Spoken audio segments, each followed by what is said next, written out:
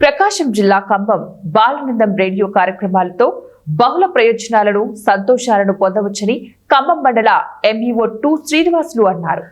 స్థానిక పార్క్ వీధి పాఠశాలలో మంగళవారం బాలానందం రేడియో కార్యక్రమాన్ని నిర్వహించారు. ఆకాశవాణి మార్కాపురం రేడియో స్టేషన్ ప్రకటనకర్త పివి నరసింహారావు పాఠశాల విద్యార్థులతో పాటలు, పద్యాలు, దేశభక్తి గీతాలు పాడించి రికార్డు చేశారు.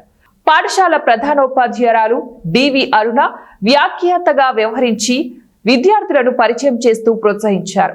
ఇటువంటి కార్యక్రమాల ద్వారా విద్యార్థులలో కళా నైపుణ్యాలు, సామాజిక అవగాహన పెంపొందుతాయని నిర్వాహకులు తెలిపారు.